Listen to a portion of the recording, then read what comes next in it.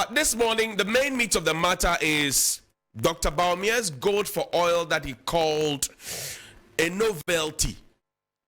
Back in school, when we studied social anthropology of Africa, we were taught about barter trade, reciprocity and balanced reciprocity and all of that. But Dr. Bawumia came to tell us about 6 or so months ago that his gold for oil is a novelty. Listen to him as he tells us what gold for oil will achieve. Listen. To build up our reserves in gold. And the gold program started last year, and it is proceeding quite well. But to address this fundamental challenge that we all face of the persistent depreciation and its impact on fuel, in utility prices, food, and so on, government has opted to implement a policy of using our gold to buy oil products. That is something new. And it is the barter of sustainably mined gold for oil. And this is one of the most important economic policy changes in Ghana since independence. If we implement it as we have envisioned, it will fundamentally change our balance of payments and significantly reduce the persistent depreciation of our currency with its associated increases in fuel, electricity, water, transport, and food prices. Why would it stop these persistent increases in fuel, water, and food prices? It is very simple. This is because the exchange rate, whether you are looking at the spot exchange rate or the forward exchange rate, will no longer directly enter the formula for the determination of fuel or utility prices once we implement this, because the purchases of fuel and for transport and utility is going to be in cedis. It's not going to be in dollars. So because you're buying that fuel with gold, that is where the exchange takes place. But once you sell that fuel, you sell it in cedis. And then the Bank of Ghana uses those cedis to buy more gold and buy the oil, you sell it, and then it goes around in that way. But essentially, you are taking the exchange rate out of the equation. Today, our fuel prices are being priced at an exchange rate, a forward exchange rate of 19 cedis to the US dollar. Today, what we are paying at the pump is being priced at 19 cedis to the US dollar. So you can imagine when you price without the exchange rate in the formula, which is what is going to happen. We've already done some simulations. Then you will see that the prices of fuel will come down. And similarly, for PURC, if the exchange rate doesn't enter the equation, which it shouldn't because the transactions will be in cedis, similarly then electricity tariffs will also have to come down. Because what you are now going to see, because one of the biggest, when you look at what drives fuel price increases, what drives electricity price increases, and therefore the cost of doing business, it's fundamentally the exchange rate. Did the Vice President speak the truth on this occasion? Did he give us the facts? Because the government seems to be lost in its own narrative that the fuel price that they met, which was for a full gallon of fuel, less than 5 cedis, we are now buying a liter of fuel for how much? And the government seems to suggest that the prices have come down. How do you compare what was less than 5 cedis for a whole gallon to now a liter? Gold for oil. And the realistic questions are being asked over and over again. He spoke about utility. ECG prices have gone up. Water has also gone up. We still have the gold for oil. Is the Bank of Ghana pulling out of the gold for oil? And are they going to pull out because it's an IMF requirement? And did our champion economists not know that this was going to set us into a ditch. In fact, Honorable Kennedy Japan, who also wants to be president just like Dr. Bawumia, when they started, he said it doesn't make sense. Why don't we sell our gold, get our own money, and go and buy the oil that we want? Like I always tell people, say, oh, we're trying to give you, the opportunity to. I say, boss, no, I'm doing this for you. Pay me. If you pay me, I can do whatever it is that you're seeking to do for me without paying me. So then the question now is, how much of our gold has been sold and who has been buying the gold, as Dr. Steve Mantia, our former boss of PIAC, is asking? There's too much opacity around the gold for oil deal. And guess what Mr. Bawumia said? Mr. Bawumia works at a place called ASEP. They are CSO, and this is a place where Mr. John Peter, who is Minister for Railway, and then also Ms. Amin Anta, right? I seem to be missing it. Please put up that link for me, or the screenshot, whichever it is.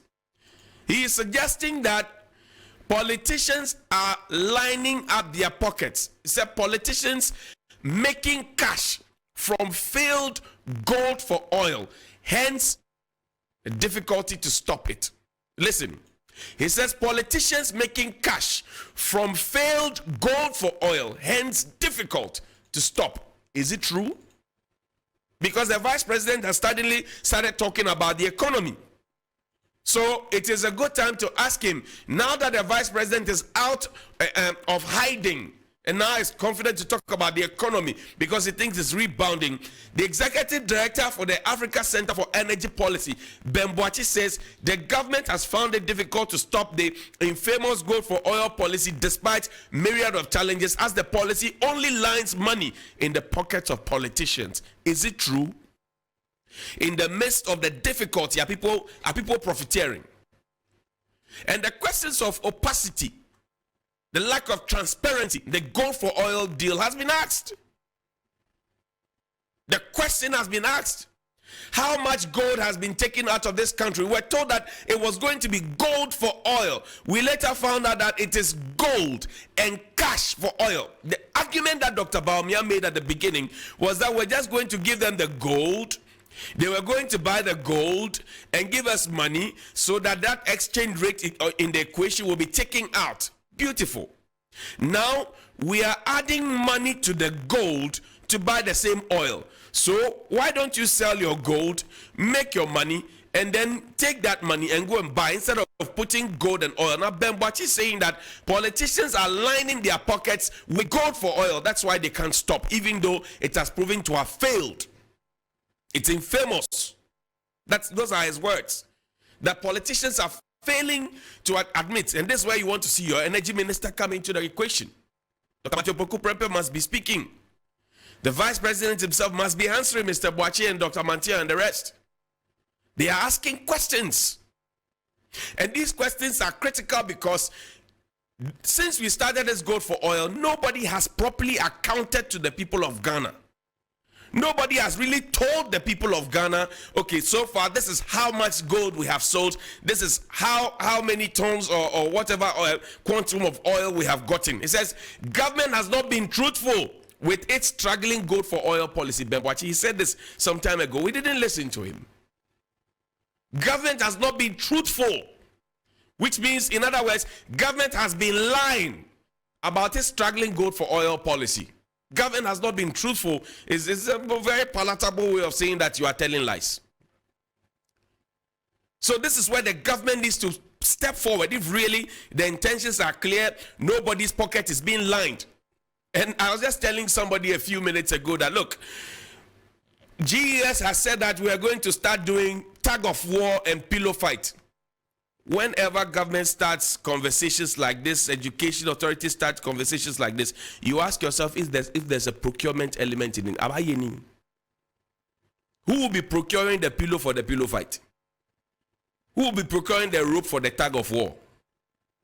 And at this time when we can't feed primary school children, that is the first thing we are thinking and putting it out there, say, appoint deans of discipline. They are going to get allowances and all of that. Just a misplaced priorities, no be brave. But I digress. So the question number one is, Dr. Bawumia, good morning to you. You told us that this gold for oil was a novelty, and that the only thing going to be involved is that we dig our gold, and then we take the gold out there, and then we get oil for it, no exchange rate in Tokwabia. And then you said that, well, bleeding is even allowed for the people who don't think that it is a novelty. You said bleeding is allowed. I'm sure the people have bled and maybe have died. Those of us who didn't bleed, who are alive, we are asking you a very simple question. Did your gold for oil policy work or didn't it work? Because now we're paying more for electricity. That's first one. Number two, how transparent was the gold for oil policy? Was it just gold for oil, or was it gold and cash for oil? And why did that sudden change and inclusion of cash come into the equation? Number three, Mr. Belboachi said you have not been truthful with your struggling gold for oil policy. Not true? Number four, he says political pockets are being lined. Just say while the country is suffering and in pain, people are cashing out. Is the government cashing out? Is it a cash out government? Have you selected option 4 on your Momo? Are you cashing out?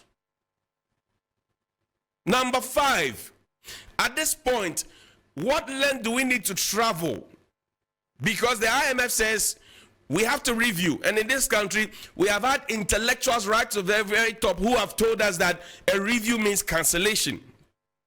So now that the IMF is asking for a review, does it also mean cancellation? Number 6, we are happy that you are back and away from hiding and now in the public limelight because you say the economy is rebounding and all of that. You are wooing investors. Beautiful. But you have a lot of questions to answer regarding the gold for oil, particularly because you were the champion of that initiative, gold for oil. And how much did the Bank of Ghana pump into it? How much did the government of Ghana pump into it? And how much did the people of Ghana benefit from it? Or how much were the people of Ghana shortchanged for it? Critical questions. So the exam time is now. Invigilators have given you the paper. You know your index number. You have written your name, sir. Please, start work. Good morning.